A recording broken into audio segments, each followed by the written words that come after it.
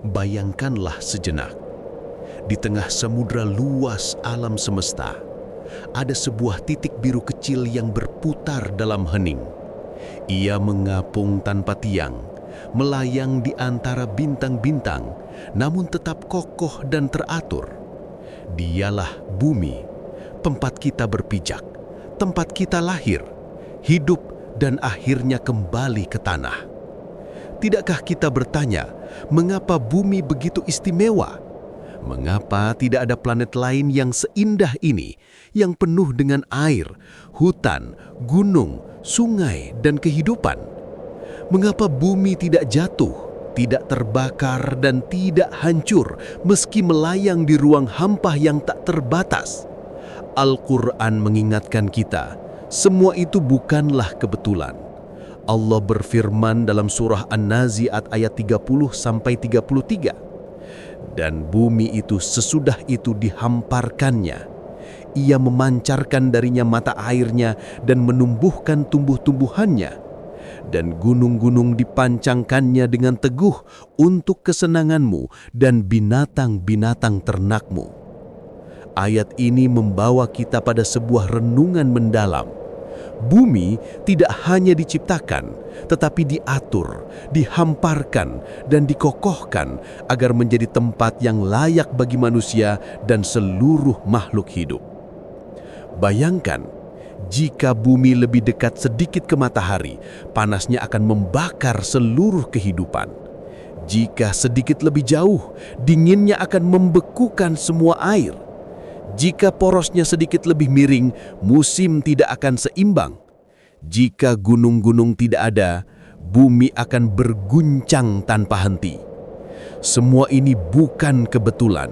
Inilah tanda kebesaran Allah yang menata bumi dengan begitu sempurna.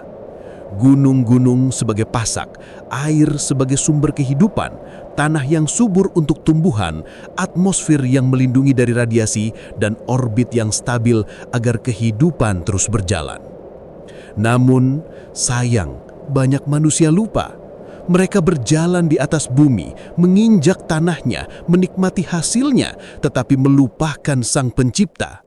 Mereka mengira bumi hanyalah benda mati, padahal bumi adalah makhluk yang taat pada Allah dan kelak akan bersaksi atas semua perbuatan manusia. Allah berfirman dalam surah Az-Zalzalah ayat 4, pada hari itu bumi akan menyampaikan beritanya. Ya, bumi ini bukan hanya tempat tinggal, ia adalah saksi. Saksi bisu yang mencatat langkah kita, mencatat sujud dan dosa kita, mencatat air mata dan tawa kita. Maka, mari kita renungkan bagaimana Allah menciptakan bumi, mengokohkannya, dan menatanya sebagai rumah yang nyaman. Bab ini akan membawa kita menyelami ayat-ayat Al-Quran, hadis Rasulullah SAW, tafsir ulama, bahkan pengetahuan modern, agar kita semakin yakin bahwa bumi ini adalah bukti nyata kekuasaan Allah. Al-Quran menyebut penciptaan bumi dalam banyak ayat. Dalam surah Fussilat ayat 9-10, Allah berfirman, katakanlah, sesungguhnya kamu kafir kepada yang menciptakan bumi dalam 2 masa dan kamu adakan sekutu-sekutu baginya. Itulah Tuhan semesta alam. Dan Dia menjadikan di bumi itu gunung-gunung yang kokoh di atasnya, memberkahinya, dan menentukan padanya kadar makanan-makanan penghuninya dalam 4 masa. Itulah jawaban bagi orang-orang yang bertanya. Dari ayat ini kita belajar, bumi diciptakan dalam 2 masa, yaitu 2 tahap dalam proses penciptaannya. Allah menancapkan gunung-gunung kokoh untuk menjaga keseimbangannya. Allah menurunkan keberkahan di bumi dengan air dan tumbuh-tumbuhan. Allah menentukan rezeki setiap makhluk yang akan hidup di bumi. Artinya, bumi bukan sekedar hamparan tanah. Ia adalah sistem kehidupan yang lengkap. Air, udara, tumbuhan, hewan, dan manusia, semua diatur sejak awal penciptaannya. Rasulullah Shallallahu Alaihi Wasallam memberikan penjelasan yang memperkuat ayat-ayat Al-Quran. Dalam sebuah hadis beliau bersabda, Apabila Allah menciptakan bumi, bumi berguncang. Maka Allah menciptakan gunung-gunung lalu menempatkannya di atas bumi sehingga bumi menjadi tenang. Hadis riwayat At-Tabrani. Hadis ini sejalan dengan ayat Al-Quran yang menyebut gunung sebagai pasak bumi. Tanpa gunung, bumi akan selalu berguncang. Rasulullah juga mengingatkan agar manusia tidak sombong di atas bumi. Beliau bersabda, "Barang siapa berjalan di atas bumi dengan sombong dan angkuh, maka bumi akan menelannya." Hadis riwayat Bukhari dan Muslim. Hadis ini memberi pesan kuat, bumi bukan hanya hamparan netral, tapi ia tunduk kepada Allah. Ia bisa menenangkan dan bisa pula menghukum manusia yang lalai.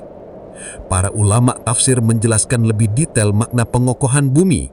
Ibnu Katsir menjelaskan bahwa 2 masa penciptaan bumi adalah bagian dari 6 masa penciptaan langit dan bumi. Pada tahap awal, bumi diciptakan sebagai hamparan. Kemudian Allah melengkapinya dengan gunung, air, tumbuhan, dan rezeki bagi para makhluk. Al-Qurtubi menafsirkan kata rawasiya, gunung-gunung kokoh, sebagai pasak yang menahan bumi dari guncangan.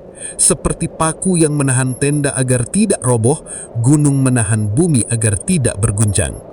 Selain itu, para mufasir menegaskan bahwa ayat-ayat ini adalah pengingat bumi bukan hanya ciptaan indah, tapi juga sarana ujian. Setiap rizki yang Allah keluarkan dari bumi akan ditanya kelak di akhirat. Ilmu modern justru memperkuat makna ayat-ayat Al-Quran. Dalam ilmu geologi, gunung memang berfungsi sebagai penyeimbang. Akar gunung menancap jauh ke dalam bumi, menahan pergerakan lempeng agar tidak menimbulkan guncangan besar. Orbit bumi pun stabil. Bumi berputar mengelilingi matahari dalam jarak 150 juta kilometer dengan kecepatan 30 kilometer per detik. Jika sedikit saja jaraknya berubah, kehidupan akan musnah. Kemiringan poros bumi 23,5 derajat juga penting. Tanpa itu, musim tidak akan ada dan kehidupan tidak akan seimbang. Atmosfer bumi pun luar biasa. Ia terdiri dari beberapa lapisan yang melindungi bumi dari radiasi matahari, meteorit, dan menjaga suhu tetap stabil. Tanpa atmosfer, bumi tidak akan bisa dihuni. Semua ini sesuai dengan firman Allah. Kami jadikan bumi itu sebagai hamparan, dan kami jadikan padanya jalan-jalan yang luas agar kamu mendapat petunjuk. Quran Surah Az-Zukhruf ayat 10. Bumi adalah nikmat besar Allah. Ia bukan hanya tempat tinggal, tapi juga ladang amal. Disinilah manusia diuji apakah ia akan bersyukur atau kufur. Allah mengingatkan dalam surah Al-Mulk ayat 15. Dialah yang menjadikan bumi itu mudah bagi kamu. Maka berjalanlah di segala penjurunya dan makanlah sebagian dari rezekinya. Dan hanya kepadanyalah kamu kembali setelah dibangkitkan. Namun bumi juga akan bersaksi. Allah berfirman dalam surah Az-Zalzalah ayat 4-5. Pada hari itu bumi akan menceritakan beritanya, karena sesungguhnya Tuhanmu telah memerintahkan yang demikian itu kepadanya. Artinya, setiap langkah kita akan dicatat, setiap dosa, setiap kebaikan, semua akan dituturkan bumi di hari kiamat. Maka, apa yang harus kita lakukan? Bersyukur atas nikmat bumi, menjaga bumi dari kerusakan, tidak berjalan di atasnya dengan sombong, mengingat bahwa bumi bukanlah tujuan akhir, melainkan jalan menuju akhirat. Saudaraku, bumi yang kita pijak ini bukan kebetulan kosmik. Ia adalah karunia Allah, rumah yang dipersiapkan bagi manusia.